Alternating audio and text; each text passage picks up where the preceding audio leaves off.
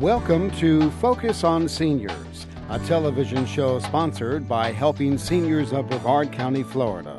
The show is designed to make you aware of senior issues, needs, and resources available to help us age in place and with dignity. This show will help you as you develop your own aging and care plan. I'm Joe Steckler, and welcome to Focus on Seniors, the television arm of Helping Seniors of Brevard County. A show designed to provide you with information how to develop your own aging and care plans. Our topic today is home health care. And with me in the studio is Kristine Sanford, who is the director of Wuesthoff Brevard Homecare, and Kristine Beaudoin, who is a licensed clinical social worker with Wuesthoff Brevard Homecare.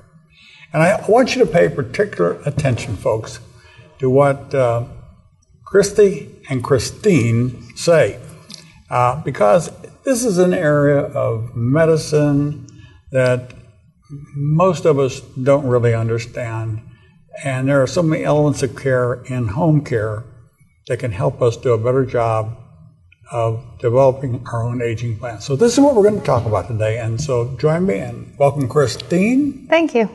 Kristi. Nice to be here. I'm Kristi. Kristi. Welcome, Kristine.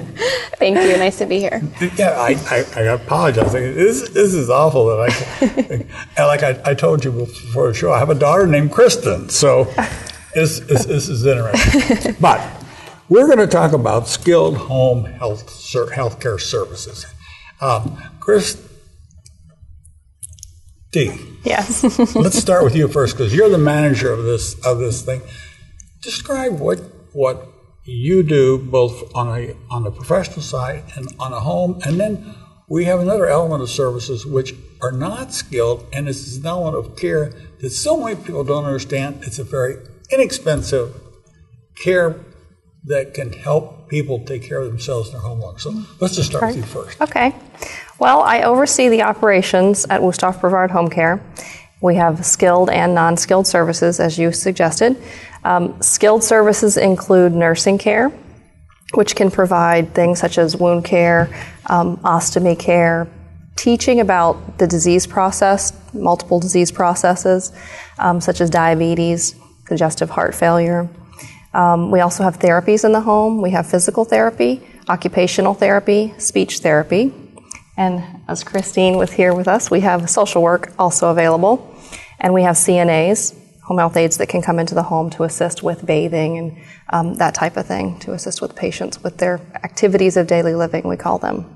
I would say that the Wuesthoff program is one of the few programs in Brevard County that covers both the skilled nursing and the non-skilled nursing care ordered by one agency. Am I correct or incorrect? Correct. We also have a non-skilled side to our agency, which is our private duty home health care. And that provides homemakers and home health aides that come into the home and can provide the same type services that a home health aide provides on the skilled side, such as the bathing and helping with the activities of daily living, but can also help with driving to doctor's appointments, helping with grocery shopping, sitting services, companionship services in the home. We're going to get back to that in a minute, because there's just remember that I want to talk about that part of the home care, because I saw what your price range was for that service. It's very inexpensive. And in fact, I can think of some customers I have for you, because I promised two ladies, and I'm not joking, a couple of ladies need that type of care. And I'm sorry, I'll give you their names after the show. Okay. Kristine. Kristine. We're going to get Kristine. Kristine. Yes. You are a licensed clinical social worker. Correct.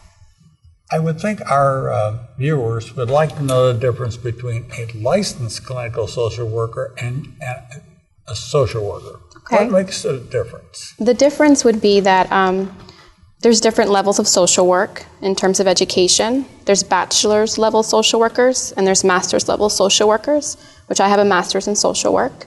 And then a step further than that is a licensed clinical social worker, which means I actually sat for a board exam after having 2 years of hours working at a master's level.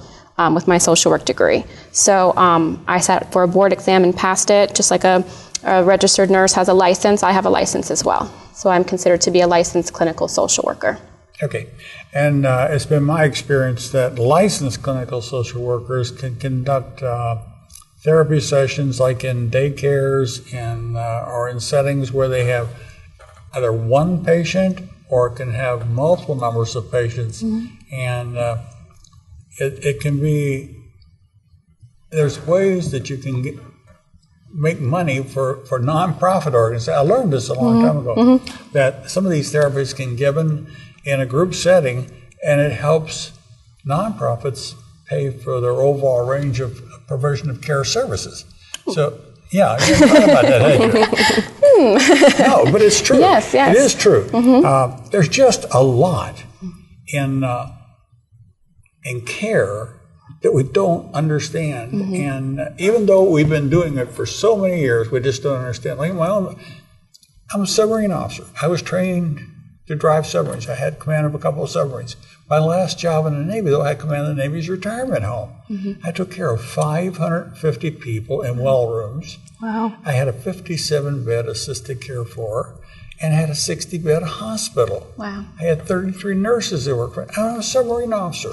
and every 2 weeks I had to chair, I couldn't think of one of the TV shows I did.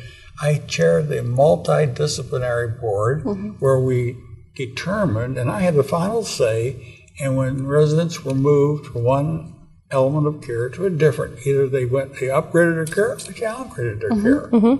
So I think many people don't understand, when you get into the senior care business, there are many options available to help people.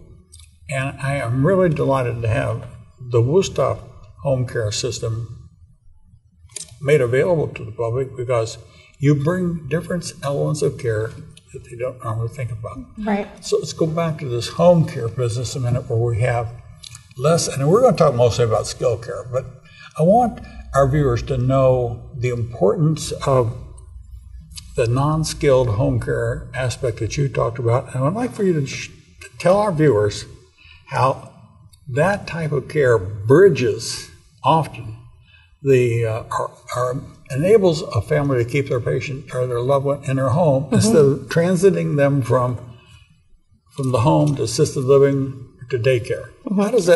How are you able to do that? Well, we transition patients from hospitals directly into their home so they can heal faster, so they can heal better in their own environment.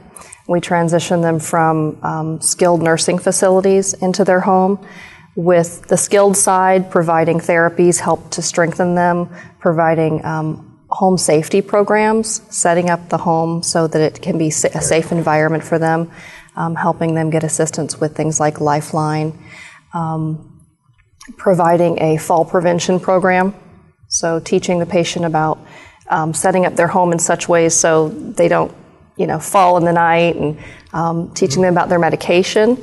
Often when there's a change in facilities from a hospital or a nursing facility, there's medication changes, and that can be very confusing. So the nurses can go out and help to teach the patient about their medication, teach them what time to take them, and help them understand so they can do it independently. That really is our ultimate goal, is to help patients to become independent in their home.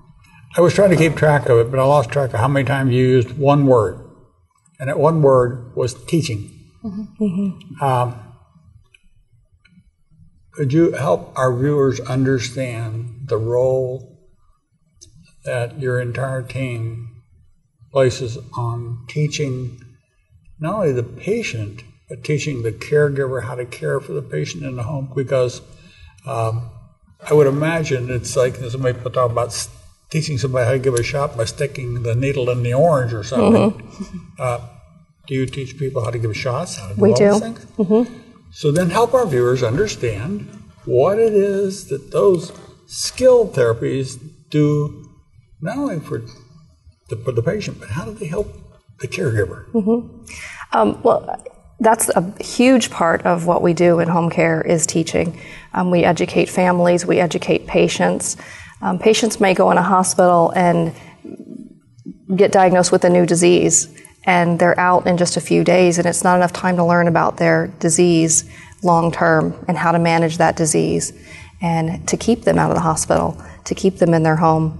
So we teach them about their disease process, we teach them about their medication, and then we can teach them the skills that they need to perform those kind of things on their own, like ostomies, for instance. If someone has a colostomy, we can teach them how to change that out and how to keep that area clean, so that they can do that on their own independently. Order their supplies. We teach them how to order their supplies through their insurance company. Catheter care, long-term catheter care, we teach them about how to order that supplies, how to perform that skill. Shots, we can teach that as well. So yes. But you're teaching the caregivers to do all We teach the caregivers, yes, and patients. We teach patients these kind of things as well. But absolutely teach caregivers so they can come into the home and help their loved ones stay at home. We don't often talk about, and we sort of shy away from wound care. It is not the easiest thing to have a patient brought home from a hospital or from a rehab and have a wound that has to close from the inside out. And then when you have to take Q-tips and puncture the outer surface and clean all that out and then use this stuff to clean the wound. I've done that. So I know the significance. I have a daughter that is a registered nurse, and her husband's in the Air Force, and she took a temporary job with one of the home skilled nursing services at one of the bases he was at. And she did this type of care. She did 4 to 6 hours a day where she went in and did this thing, but she had to teach people how to do it. And I had a patient one time I had to do that for. So I think home skilled nursing services are something that so many people are just not knowledgeable about. Right. But now on the other side, Kristine, when with what Kristine is talking about what to do, but your work is a lot different. What is a licensed clinical social worker? What do you do to support this overall home care effort? How do you do that? I have to say, building on what Kristine said for the education piece, a lot of times when people come home and they're adjusting to their new disease process or a new diagnosis, they're just needing some resources, some assistance, some support, needing to know what's in the community. For caregivers as well, caregiver support groups, different support groups that are in the area for stroke victims or CHF. Sometimes people have a hard time due to the economy right now, just fixed incomes for older people, getting their medical equipment, knowing how to reach out to the community. And it's surprising to me sometimes that people just don't know. So I'm there to provide that information and to make sure they know what's out there to help them. As part of your training and part of your background, do you understand like Medicaid planning, how to get people, make them eligible for Medicaid? I know the basic elements of Medicaid. Okay. I know how to get them to the people they need to get to. So you know how to get them to where they need to be to get that kind of help. Yes. And see, that's another thing, folks, that many of us don't understand. We don't understand. Like there's one number. It's I can't remember the number offhand, but I'll give a number they can call after the show. But we have one number statewide that rings. If people call that number, it rings in Brevard County at the CARES office, and this is how people get started in the aging disabled program, to be provided all kinds of services. But it's step one. Yeah. It's not calling 211. It's not calling 911. It's knowing how to call the right organization to get started. Yeah. And what a lot of people don't understand is that we think that Medicaid is the only type of service. But I want you to talk about how people avail themselves of your services, what type of things they can expect, how some of the stuff is paid for. Because it's important. People don't understand that, Kristine. Well, the skilled side of home care is covered under Medicare, 100% under Medicare. 100%, right? Yes, correct. We also accept Medicaid, and we accept most insurances. you can contact our office and we can check on your insurance for you, check on the plan that you have to see what the coverage is going to be for home care. You help them do that? We do help them do that. So if a person had their plan and didn't understand it, if they brought that plan into you, you'd read it and help them understand it? We could call their insurance company for them and find out what their coverage is. The non-skilled side is not generally covered under insurance. Well, we don't bill insurance for our non-skilled side, the private duty home health aides and homemakers. We talked about that before the show, and I have to tell you that I'm going to check my long-term care health policy because I was given to understand that my policy does cover strict home health care services if it's ordered by a doctor. But and that's, another one is a key word. These services have to be ordered by a doctor too, don't they? Yes, they do have to be ordered by a doctor. But you don't have to be in a hospital setting in order to get them provided. You can go, your doctor can do that directly from the doctor's office. That's another important thing.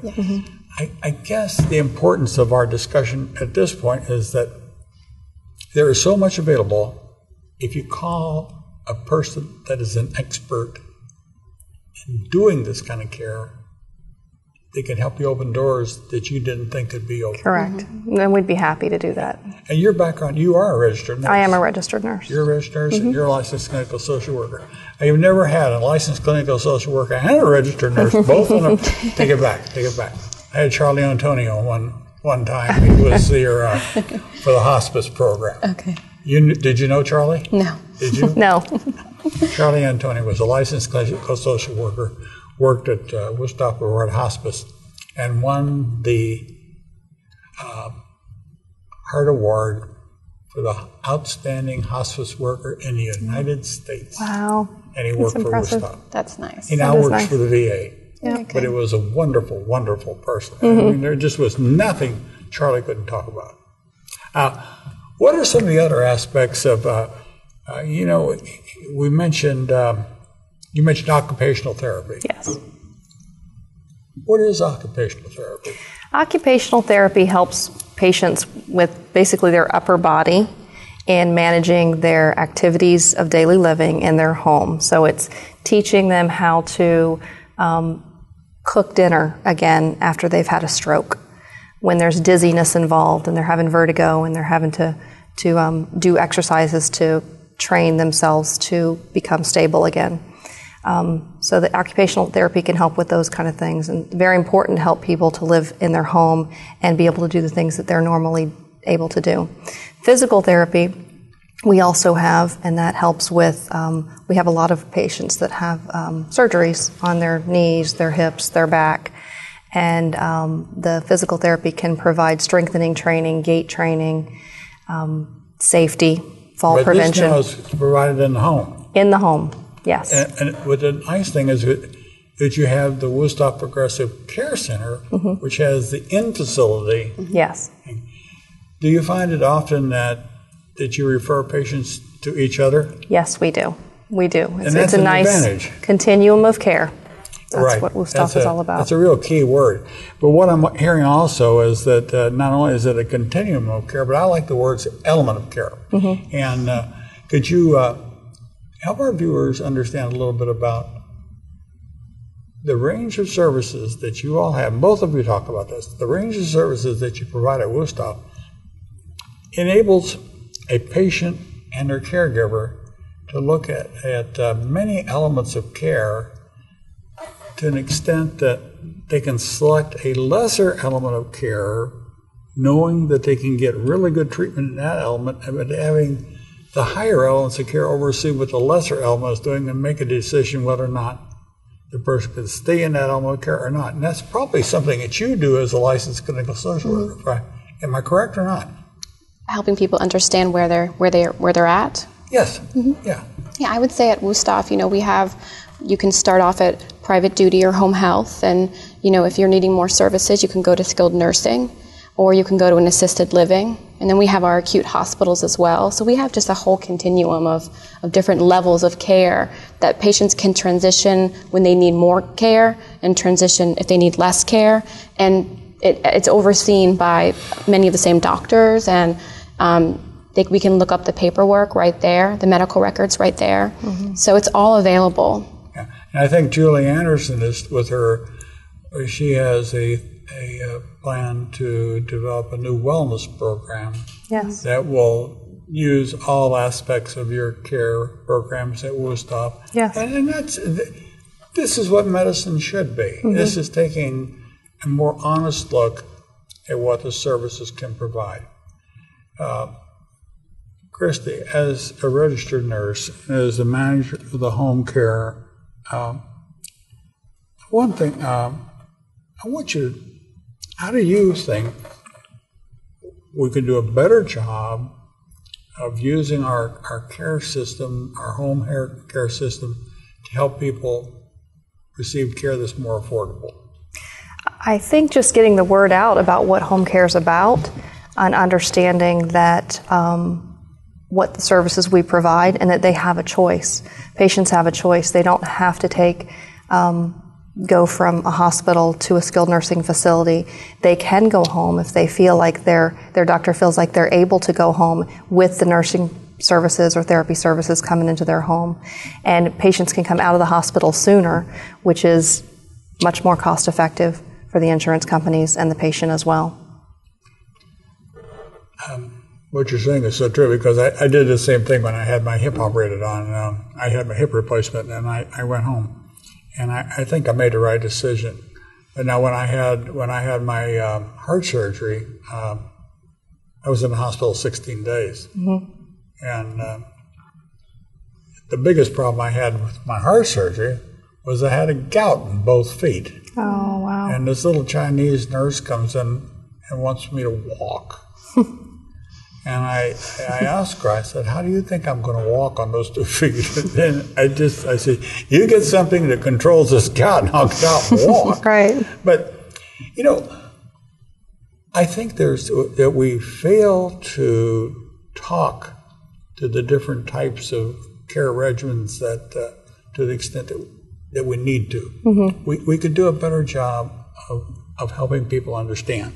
I'm looking at another important aspect is if we do home rehab care, you're able to teach the family and the patient how to do that care. The biggest problem between home health rehabilitation and facility rehabilitation is there's more of an element of trust in that patient and the caregiver to do what they're supposed to do when you're not there. Right. Mm-hmm. Whereas in the facility makes sure. Have you ever had it happen that you were going to do home health care for somebody and then you observed that they weren't doing it? Did you have to put them in the facility? Has that ever happened? No, we don't make those kind of choices for the patients. Really, the patients make their own decisions as to what their needs are with their doctor, help to make those decisions. We can give advice and we can report what we see, and we teach the patient what the effects of not being compliant with that care is going to do to them to help them make an informed choice. And if they do feel like they need to go back to a nursing facility or to a hospital, we can help with that transition as well. That's the question I should have asked. Do you have people that elect home care and then realize it's not good for them? Yes. Okay. It happens sometimes. Sometimes that they want to come home and they're just not quite ready and they need a higher level of care in a facility. Okay. And I would think that the people that need the facility rehab as opposed to home health care rehab would be people that are larger. Not necessarily. Not necessarily. I was thinking so many caregivers at home would have a hard time handling a person that weighed more. There's equipment that can be ordered to help patients, sure, in the home. There's I'm learning. Lifts and those kind of things, sure. What would you do? What kind of equipment would you put in a home to help a larger patient? There's Hoyer lifts that can help. They fit underneath the patient and can lift up. It's a machine that gets cranked up to help to move a patient. There's just body mechanics and ways that you can learn to assist a patient to move, to help them to move in the home. There's ways. what haven't we talked? We don't have much time left, but what do you think, Kristine, we haven't really talked about? I just want people to understand that home care is bigger than what it has been thought of in the past. There's more services that we can provide. You can suggest to your doctor if you think you need home care to learn about your disease process, to learn about your medications.